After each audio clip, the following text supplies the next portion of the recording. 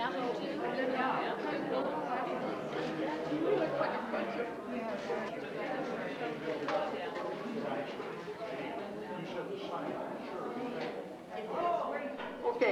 our speaker is very well known, Mary Bywater Cross. She's written a book and has already rewritten the book, and it's even thicker than it was the first time. She's traveled extensively to national museums and historical areas, published books and articles. I'm especially thrilled to think that she lectured at the Smithsonian as well as church basements. And here she is in a church social room, which I suppose she's seen plenty of now. And this book, I'm sure she's going to tell us about her book, but as you see, we're surrounded by quilts. And here's the person who knows about them and is going to tell us more. Thank you.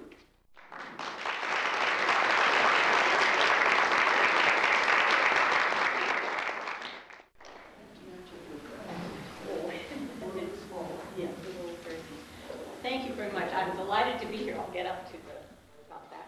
I'm delighted to be here in Yamhill County and in McMinnville. And tonight we are really surrounded with quilts. Almost as many quilts as there are people in this room, and that's just really wonderful. So I'm going to present some quilts and give some background to quilts of celebration, and then I brought a quilt myself here to share with you that we'll take a look at. But first of all, how is community defined? How do you define this place in which you are living? And Richard White, who wrote a book called It's Your Misfortune and None of My Own, which is a wonderful title for a history of the West, I think, said that Western communities were defined by the human relationships, that they arise out of the outgrowth of the face-to-face activities of daily life, and they're defined by a variety of intimate, familiar contacts for bonding and for growing. And you think about your experience, like coming here tonight, you've seen friends or people that you know in the community. You may not see them every day. You may see them every month when you come to the meetings. That's a bonding, an example of the kind of bonding that creates that sense of community. It's also then reflects that sense of mutuality, which can be divided within a world of gender and class divisions. And women were effective in community development because, as White stated, one aspect of women's history or women's involvement in their communities was to establish a community stability and respectability by interacting with others, establishing the churches and the schools, and while often working within the framework of outside absentee influences and ownership. And we can see this in the quilts that were made in the past, and we can also see it in the quilts that continue to be made today. Community quilts can help us also to understand how we fit within our community, how they stretch our spaces to learn more about those who share the same community boundaries and borders. And quilts are very much like the study of the humanities, or can be used to define the humanities, because it's the process that one goes through in which they discover the history and the culture of the area in which they live, and then it's defining what their relationship is to that space, as well as then the things that they want to include that reflect them. That's the way it is with making a quilt, and that's the way it is with being involved in a community.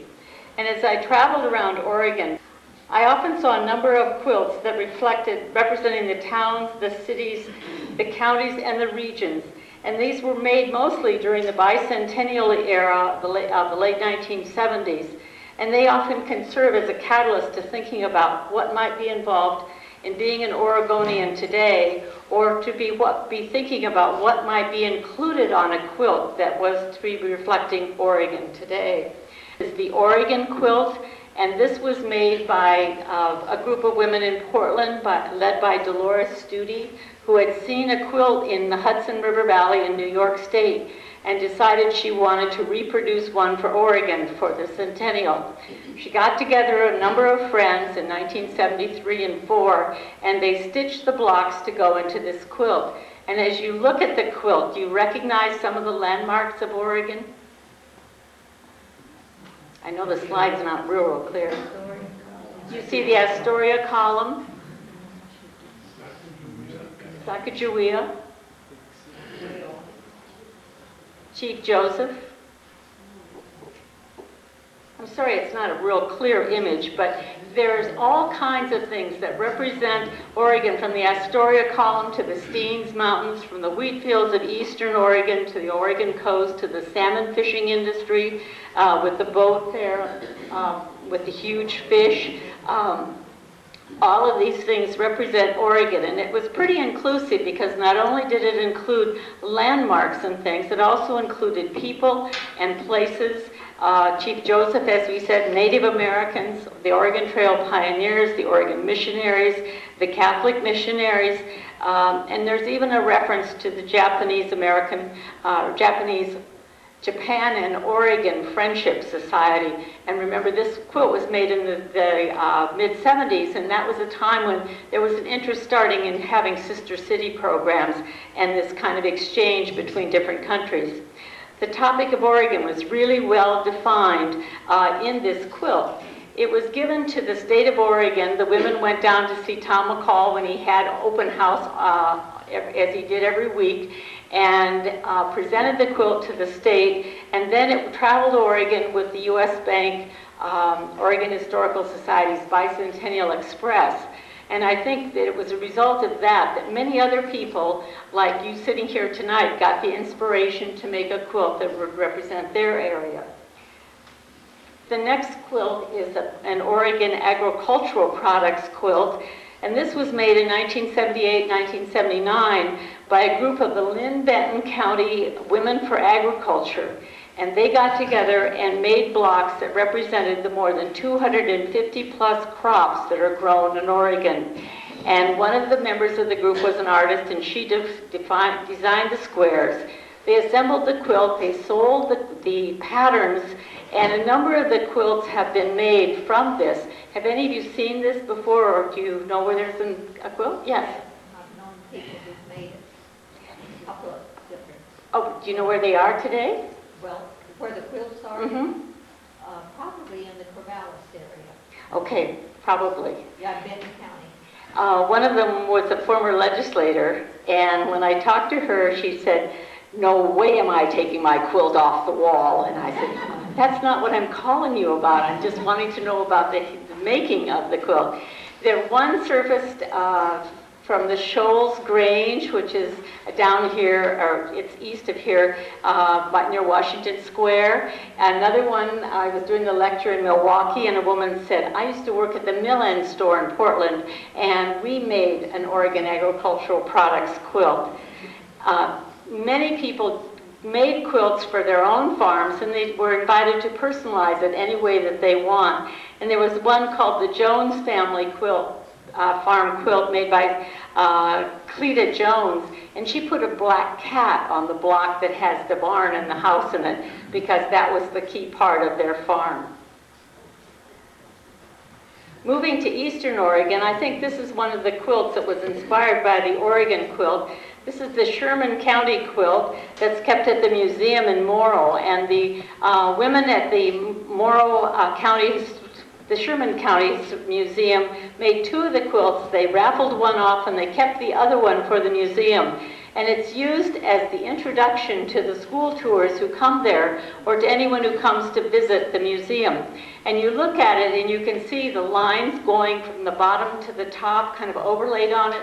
Those represent the rivers and the railroads that flow that are in the county, that go up toward the Columbia River, stressing the importance of getting the products, the grain and things up to the river so that it can be shipped to the rest of the world.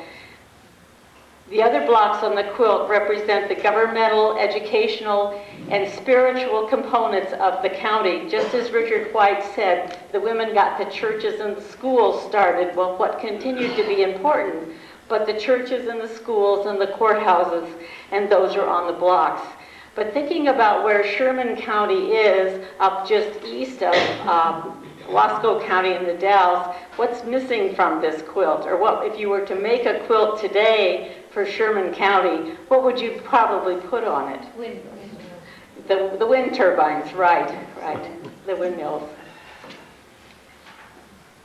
The next quilt is also from Eastern Oregon. It's the Morrow County quilt, and it again is at the Historical Society there. And on this quilt are the blocks for the library, the museum, the fields, and there's even a block for the REA, the Rural Electric Cooperative Association, because in 1938, when it came into the county, when electrical power came to the county, it had such an impact on the lives of the women that when they got ready to make a quilt, that was a pretty significant event. They ought to be sure to record it on their quilt, and they have. This quilt also is at the museum and is used to introduce visitors to the area. Another is the 50th reunion wall quilt done by the 1938 class of Hood River High School. And looking at this quilt, a number of women decided to make a quilt to represent their 50 years from the year they graduated in 1938. And they included on it, and going across, there's the flower for the all of the beautiful orchards that are in Hood River County. Then the birds and the blocks above are for the deceased members of the class. And then the H is for the letter that they earned when they were in high school. Then down the sides are the blocks for the two branches of the Hood River as it comes together in the town of Dee. And then, of course, there's Mount Hood as it's reflected in Lost Lake. And the dragon at the bottom was the class mascot. And then the fields and orchards are represented by the patchwork blocks. And then the 50 at the end represented their 50 years of reunion and celebration. Looking at this quilt, thinking about Hood River today, what do you see that you might put on a quilt that's not there? Windsurfing. The windsurfing, and there's no reference to the gorge or to the river at all. It's all toward the agricultural, to the orchards, to the mountain. And you think how things have changed, and how if you were to do a new quilt, just as we focus immediately on Hood River as being part of the Columbia River and part of that gorge, those would be the things that we would want to include. The next quilt is from the Crater Lake Centennial, done in the year 2000. And the thing I like about this quilt is that each one of the blocks on the quilt was made by a woman that was her job or her particular interest at the park. For example, the block with the Sunbonnet Sioux characters, the little boy, the little girl, there near the bottom, that's for the preschool there, and it was made by the preschool teacher. Other people made blocks that connected to what their role was. There are blocks of the historic postcard photographs that you could purchase at Crater Lake and mail out. Well, that block was made by the woman who's the postmistress there today. The women in Crater Lake made this over the winter because, as you know, they get snowed in down there, and there's very little television reception, very poor internet connection, so they had lots of time to really work on this quilt and to plan to do it.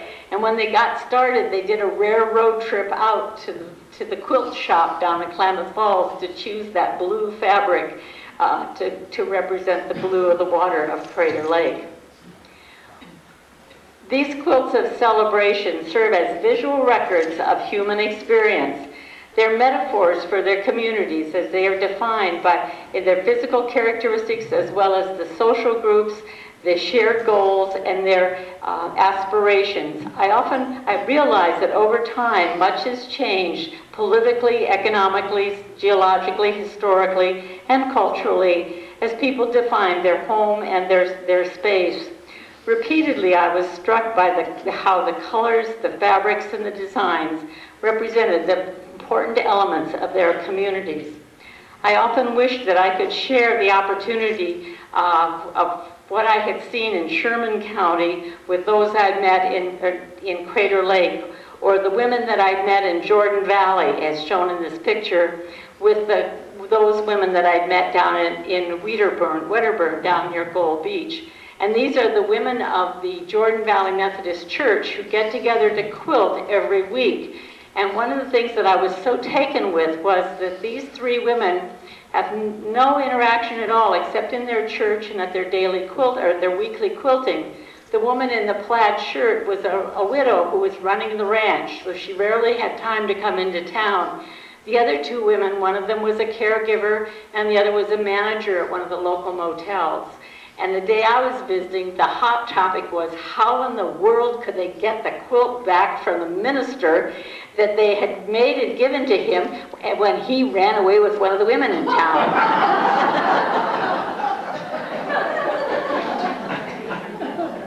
Real concern. They made quilts for their minister, at least they did, and they also made quilts for their annual fall harvest. So switching gears now to think about the process of making a quilt, instead of creating a quilt to the standard expectations of size, style, format, and technique, now it's more about the voice of the maker. It's that personal choices and decisions that influence the work as expressed through their stitches, the fabrics, the patterns, and the designs. What's the maker trying to say through her stitch patches using her latest styles? Or in the case of a group-made quilt, what are they trying to say? Perhaps they are using custom-dyed fabrics, reproductions of their favorite buildings or places, or fabrics that represent the ethnic background for which they represent. This is the 150th anniversary of the Oregon Trail wagon train quilt, commemorative quilt, a signature quilt. Did any of you travel the trail the summer of '93 and put your name on one of these little squares? Okay, some people do, it depends. In that, remember we had a wagon train that traveled across the state and you could sign up to go for a day or a night or whatever. Well, I was approached to make a quilt that would represent, or that could go along on the wagon train. Oops, I'm sorry, I'm behind. This is the quilt, I bet. This is the wagon train quilt. And I was asked to create a quilt that could be used, could be brought out at night and people could sign their names on a square and then at the end make a quilt that be presented to the Clackamas County Historical Society. And this is an example of the kind of thing we did. It's a variation of a flying geese or wild geese quilt pattern where the triangles are going up as birds flying in the air and some of them are coming to the ground. And each participant on that train, each unit that participated on that train got to put their name on one triangle. And people would write their name or they'd write something about the experience. One person wrote feet, soar, S-O-R-E, spirits, soar, S-O-A-R, and then their name. And we also had them sign a notebook so we knew more about who the groups were if they were traveling with the group or who the party was. The fabric was chosen from going up on Mount Hood and experiencing the dirt and the dust and seeing the wild roses and the blue lupin, and I figured that that would really represent the wagon trail experience. The quilt was quilted in 3 days at the end of the Oregon Trail Festival in Oregon City, and you might wonder, how in the world did we do that? Well, I had skilled quilters there as well as novices. We let everyone put stitches into the quilt, but I made sure there were some people who knew how to quilt that would keep the process going, and we actually got the thing done. Everybody was invited to quilt, and we promised we wouldn't take any stitches out. And here you see people sharing that experience. This was valuable because as we look to create quilts that represent our communities, it's important that it's not the quality of the stitches, but the fact that the stitches are included. One of the groups that I was really so impressed with were Jerry and Devine Schubert and their family. He was the wagon master. He's the man who was thrown from his wagons when his mule spooked over in Idaho, and he cracked his pelvis and was in the hospital and came out of the hospital just in time to get on to the train and come across Oregon.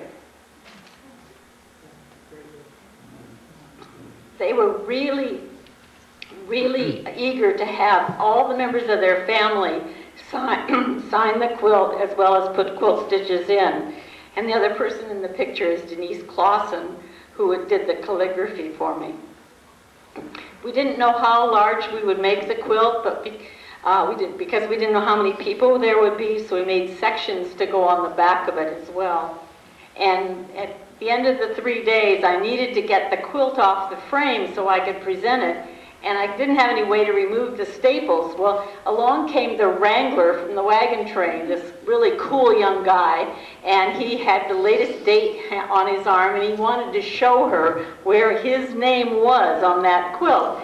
And so he flipped out all the staples, and we turned the quilt over, and sure enough, there was his name, his horse's name, his hometown, and his job on the wagon train, and the year that the wagon train was done. Now that's documentation.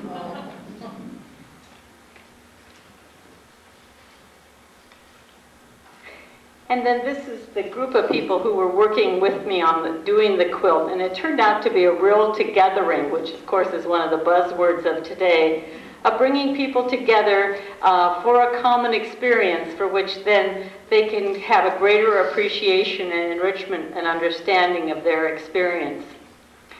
Now I want to move to some of the more contemporary, newly made quilts, and as you look at these, you'll see how much the world of quilting has evolved. By comparison to the earlier ones, these represent the theme of celebrating Oregon statehood as they express the sense of community and what it means to be an Oregonian. This quilt is the Greetings from Oregon quilt by Carrie Perkins, a woman from Portland. And she was making this for a challenge from one of the quilt groups, and she didn't know what she was going to do, and she walked into her library, and there was the book by Gideon Bowser and Jonathan Nicholas of the postcards, and on the cover was this particular old postcard. And I'm sure you've all seen these postcards and purchased them and mailed them because they were the kind that were produced in every state and every place in the country, and you could mail one to the people back home. Well, she changed the quilt and put the images on it that represent things that meant Oregon to her. And you can look in the inside of each of the letters. There's Portland, there's the beach, there's the Columbia River, there's the waterfalls, the skiing, and the high desert area. So on the back, she decided to make it be like a real postcard, and she put it as a note from a son home to his mother, having fun at camp. And so it's really a neat postcard.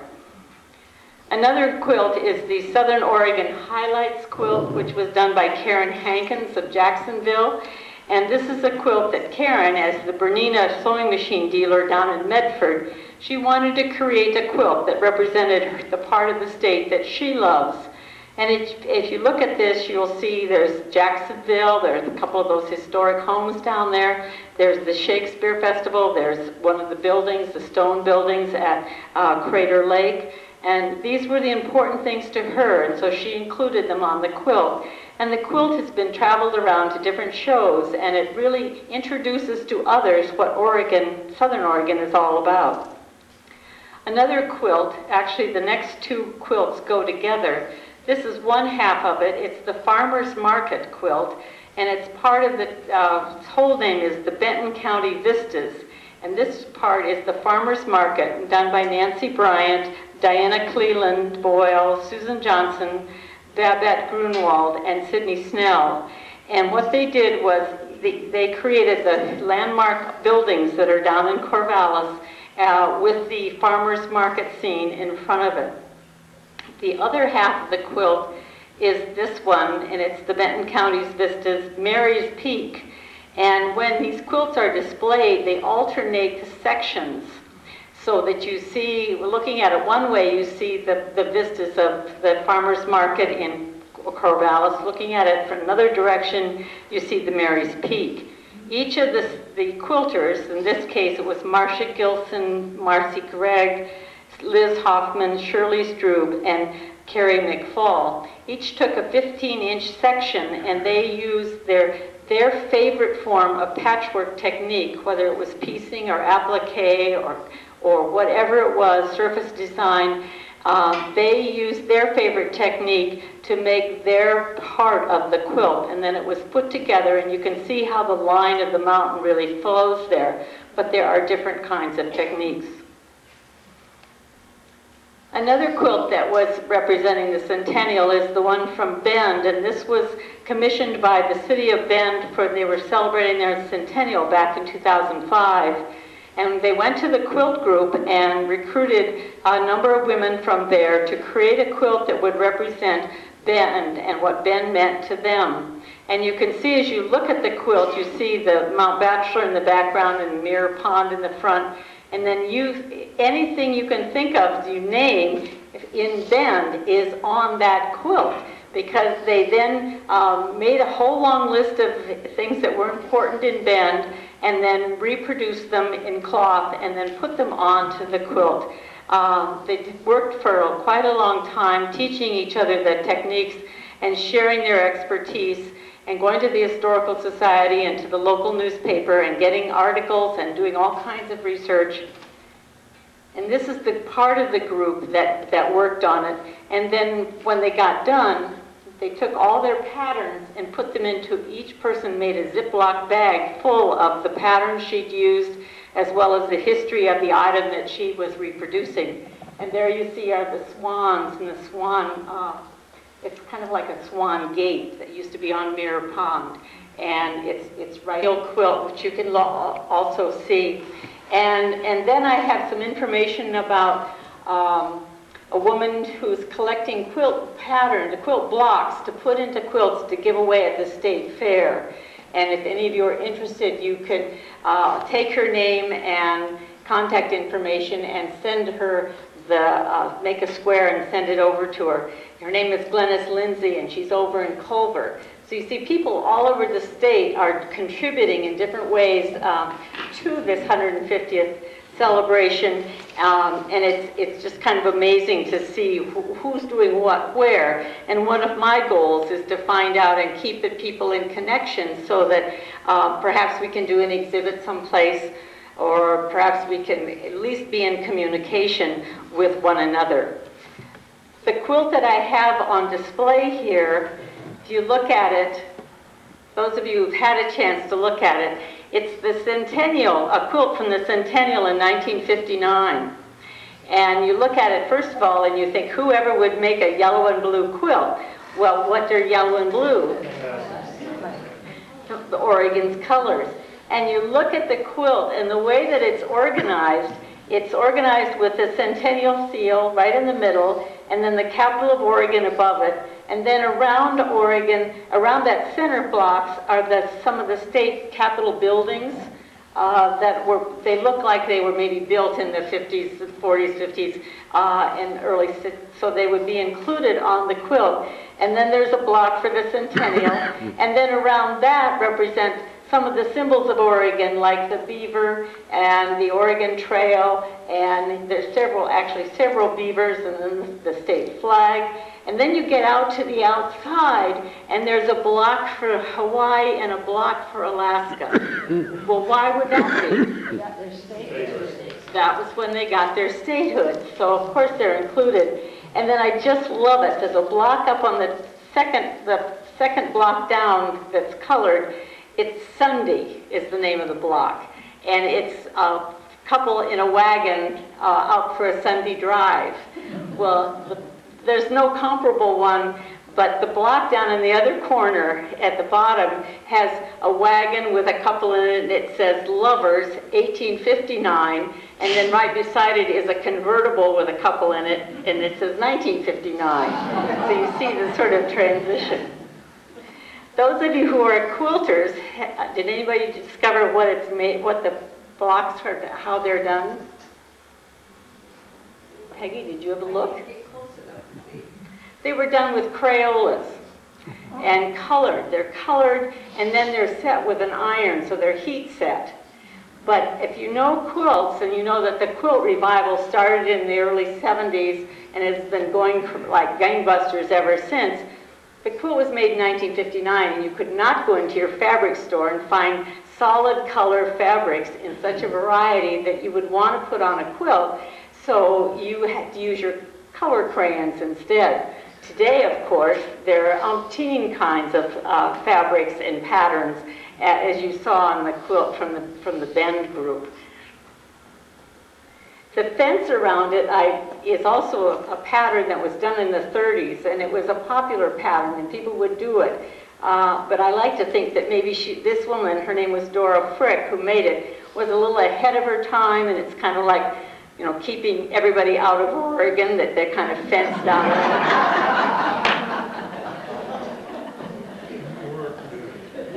The quilt won a blue ribbon, and it has the blue ribbon hanging right where it was placed in '59.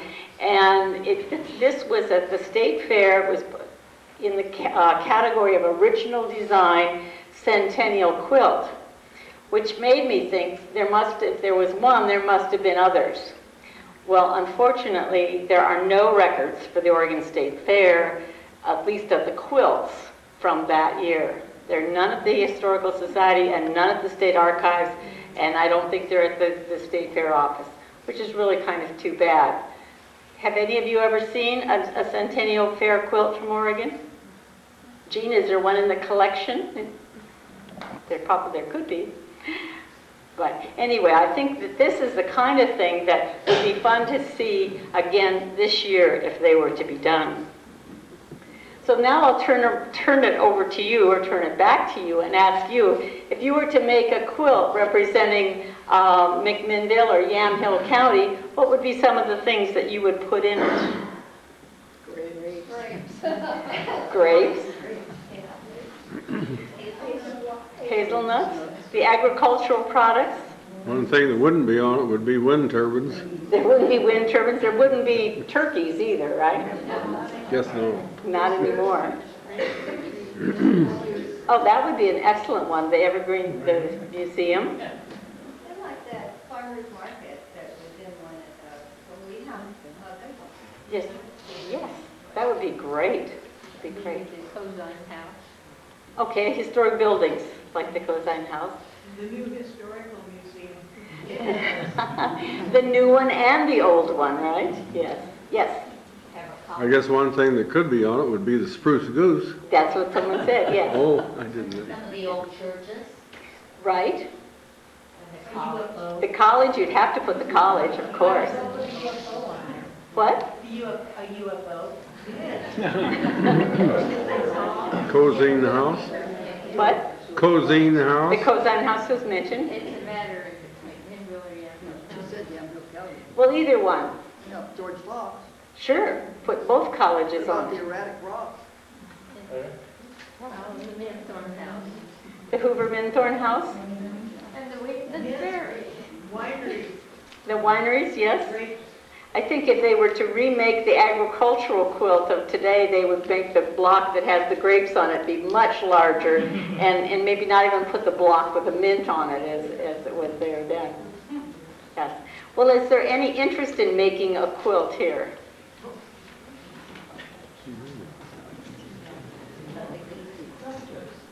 There should be. There should be. I'm not voted, but I'll sure why. You'll support them, right? I'll support them. Okay. Okay. Well, the handout that you've been given are the questions to consider if you were to define or to plan a community quilt, and some of the things that you should consider in doing it. And that's one of them. And then another page is the page of once you've made a quilt, telling about what you did. And that comes from the my bachelor group. And they said I could hand that out and share that with you. And then the third page is about how the quilt is accepted here, whether or not it's criticized, who is included or not included in making the quilt.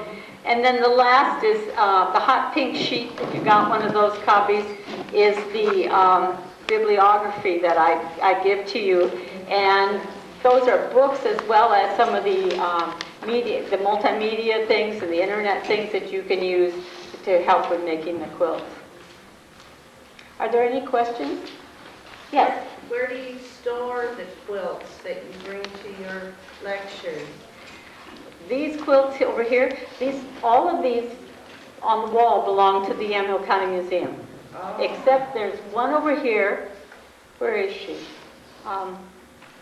The farthest one up is yours, isn't it? Yeah, I brought one that's put on the back side. And that's yours. It's the Yes, the Perry family gift. And then we have a double wedding ring quilt over here that was made as a quilt of celebration. And who was it who made it? Yes, for your daughter when she was married a couple of years ago. And then we have another quilt up here. And who brought that one? Yes. We've gone camping as an extended family for 40 years at Wrangler Reservoir. And my wife made that quilt with pictures, 40 years of pictures and drawings of children to celebrate our 40th year of camping here. Oh, that's fantastic. And our camping group usually runs between 50 and 65 people. Wow, and they're all represented on the quilt. And it looks like there's some Crayola blocks on there. They were fabric paints. Fabric paint, great. Yes, I have. Well, yes. I'm interested in that quilt that's over there, the Laurel one, where they have the picture on there. Now that quilt was made, what was that quilt made, Jean? Said 1890. 1890. And how did they get that picture of that family on there? Well, that's a good researchable question. Oh, one of those? Yeah. There's nothing new on the horizon. You know, people think they've come up with a new idea. They run off to Kinkos and get the family pictures reproduced on cloth and then make them into a quilt. Well, look, they were doing it back in the 1890s. And Kinkos didn't even exist then. Sometimes, I'm not sure how that's done, but Kodak was in the business. Do you know? They saturated it with the old stuff that they put on the glass plates, exposed it, and then treated it just like a negative and developed it and then fixed it. Exposing it to the sun? Well, through camera. Yeah, okay. Thank you. Great, yes. One of the things I wanted to mention about this one is that there's fabric on there from the 1930s up to the present. And what that does is that it connects the bride and the groom to the family history. And it's kind of like, you know, you're sleeping under the relatives and they're kind of watching what you're doing. You know, you have to be sort of careful there. But it gives you a sense of connectedness. And that's really, as we know in today's world, so important to have that and to be able to feel that sense. Yes? When my daughter was young, I made most of her clothes, and I saved like an eighth of a yard of all the fabric. Well, when she was in high school, we made her a quilt out of all the fabrics from her clothes as growing up. And that's her favorite thing now. Great. It's all part of her youth. Great. And she can look at one pattern and say, I wore that to such and such, or each pattern, it was an event for her. And if you have a quilt that has that fabric on it and you know what the fabrics were, I suggest that you make it like a key and write down what those fabrics represent and take a piece of embroidery floss or something and put it into the block, stitch a big loop in it, and then put that color thread onto your key so that not then 20 years from now or 30 years from now, someone like a child can go back and say, well, look, it says here, Grandma says this is the fabric that was used for this outfit. And you know, that kind of connection. It connects the person to that history. Good idea.